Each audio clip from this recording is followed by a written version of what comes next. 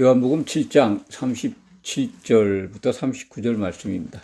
예수님이 그 명절, 장막절 날이죠. 장막절 끝날 그러면 이제 이 8일째 되는 날입니다. 유일하게 이 절기 가운데 끝날 8째 날을 안식하는 절기는 이 장막절이 유일합니다.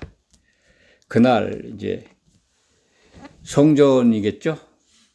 그날에 예수께서 외쳐 이르십니다. 누구든지 목마르거든 내게로 와서 마시라. 장막절에 초막절로 기록되어 있는데 스가랴서 14장 16절에서 17절에 보면 초막절에 올라오지 아니하는 자들에게 비를 내리지 아니한다는 말씀이 있죠. 17절, 14장 17절에 초막절에 올라오지 않는 자들, 그러니까 장막절을 지키지 않는 자들에겐 비를 안 내린다라는 말씀이 기록되어 있습니다. 그래서 장막절에 이 물을 실로암 연못에서 기르다가 그 제단에 붓는 전통이 생겼어요. 하나님의 뜻을 잘못 이해한 거죠. 말씀을 오해한 겁니다. 이 장막절을 지키지 않는 자들에게는 이제 물을 주지 않는다 그런 뜻인데, 절기를 안 지키면 흉년을 보낸다 그런 의미의 뜻입니다. 장막절에 올라와서 물을 기르다가 제단에 붓는 풍습은, 그러니까 농사에 필요한 물을 충분히 주십시오 하는 어떤 미신 같은 전통이에요. 물을 기르다가 실로하면서 기르다가 제단에 붓고 있는 거예요. 오래전부터 명절을 지키러 올라온 사람들이 물을 기르다가 제단에 붓는 거예요. 그런 의식을 해야 가을비를 충분히 주신다 이렇게 생각했는지도 모릅니다. 사실은 하나님의 뜻은 생명수잖아요. 생수를 값없이 주신다는 약속이 있잖아요. 계시록 21장 6절에 보면 값없이 생수를 마시게 한다. 생명수를 주리라 라고 약속하고 있습니다.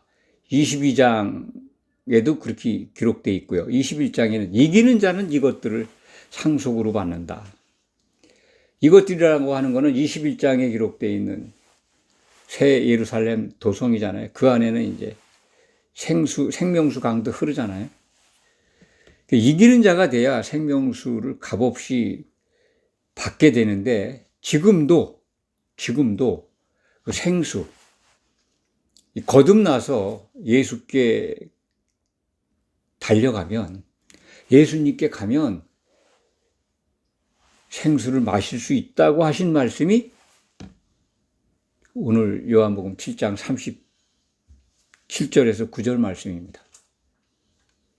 장막절에, 초막절에 이 물을 길러다가 참 기원하는 그런 이스라엘 백성들을 보고 너무 안타까우니까, 내가 바로 생수를 주는, 진짜 목마른 것을 적셔주는 이 하나님께로부터 보냄을 받은 자다. 그것을 지금 공표하는 거죠. 선언하는 겁니다. 내게 와서 마시라고. 그런데 이들이 뭐 알아듣습니까? 오히려 죽이려고 하지. 오늘 본문 말씀에서 우리가 유념해야 될 거는, 누구든지 목마르거든 내게로 와라, 그 말씀이죠. 누구든지. 그러면 누구든지가 목마르려면 어떻게 해야 됩니까? 목이 마른다. 여기서 가리키는 목마름, 육체적 목마름이 아니라 영적, 영의 양식에 목마른 것. 좀 더 구체적으로 말씀드리면 예수님을 마시러 가야 되는 거잖아요. 목이 말라. 예수께서 주시는 물 그 자체는 예수님이 자기 자신을 참된 음료라고 말씀하셨지 않습니까? 음료. 피라고 하시기도 하고, 오늘 여기에서는 물이라고. 내게 와서 마셔라. 예수님께 가야죠. 예수님을 마시러 가는 겁니다. 구체적으로 말씀을 드리면 예수님의 전부, 그 전부를 좀 더 우리 수준에 맞추면 예수님이 하신 말씀, 곧 레마의 말씀, 성령을 마시는 거죠. 예수님께 가서 성령을 마시는 거예요. 예수님의 말씀을 마시면 먹으면, 받아들이면 성령을 마시게 된다. 그 말씀인데, 우선 그러려면 목말라야 될 거 아닙니까? 어떻게 목이 마를까요? 물을 마시는 절차와 과정이 있어요. 물 마시는 법이 있다는 겁니다. 그냥 우물에 있는 물 마시는 게 아니라 예수님이 주시는 물을 마시려면은 예수님께 가야 되고, 예수님께 가면 어떻게 됩니까? 영이 거듭나죠. 영이 거듭나야 됩니다. 거듭나야 목마른 걸 알게 됩니다. 거듭나지 않으면 목마른 것도 몰라요. 거듭났는데도 방향을 예수님이 아닌 다른 쪽 물을 찾는다면 목은 마른데 더러운 물, 오염된 물을 마실 수 있습니다. 참된 물을 마실 수가 없어요. 목마르지만 가짜 목마름이에요. 그런 기독인들 많습니다. 오염된 물을 먹으면서 충만하다고 생각하는 분들이 많아요. 일단 목마르기 위해서는 거듭나야 합니다. 그리고 예수가 필요해요. 목이 말라. 그래서 예수님께 달려가요. 그러면 지금 예수님이 없잖아요. 예수님이 남겨주신 말씀이 있잖아요. 그게 신약 성경입니다. 예수님은 자기의 분신으로 사도들을 보냈잖아요. 교회에 교속이 돼서 말씀을 공급하라고. 그래서 우리는 사도들의 말에, 사도들에게 달려가서 말씀을 접하면 물을 마시게 되는 겁니다. 사도들이 교회에 기초속을 이루고 있어요. 목마르다면 우리는 어디로 달려가요? 예수님께 달려가야 되는데, 예수님은 예수님이 주신 사도들의 말 속에서 그 말씀을 통해서 우리에게 생수를 공급하고 있는 겁니다. 그러면 우리가 목마르지 않죠. 그 목마름, 그것을 예수님을 통해서 받아 먹으면 어떤 증거가 나타나냐, 어떤 현상이 우리들 안에 이루어지느냐 하는 말씀이 38절입니다. 나를 믿는 자는, 나를 향하여 믿는 자는, 목말라서 예수님을 마시는 자는 성경의 이름같이 그 배에서 생수의 강이 흘러나리라. 이 성경이 어디 있느냐, 이게 굉장히 참 해석하기 나름인데, 우리는 일단 이사야 48장 21절을 적용합니다. 이 부분은 다른 성경에도 기록되어 있는데, 여호와께서 그들을 사막으로 통과하시던 때에 그들이 목마르지 아니하게 하시되 그들을 위하여 바위에서 물이 흘러나게 하시며 바위를 쪼개사 물이 솟아나게 하셨느니라. 이 바위라는 거예요.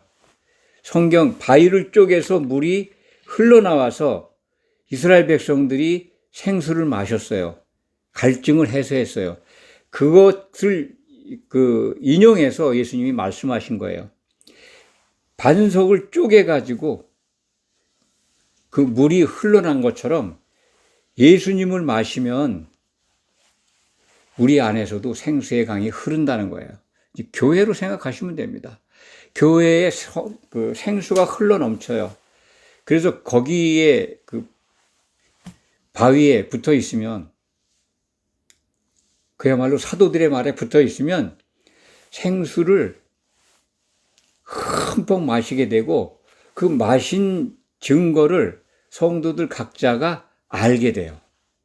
생수에 젖어서 배에서 그 생수가 흘러나는 걸 누리게 됩니다. 그럼 생수가 성령인데, 성령이 우리 안에 흐르면 무슨 증거가 나타날까요? 성령 안에 있는 증거들이 나타나는 거예요.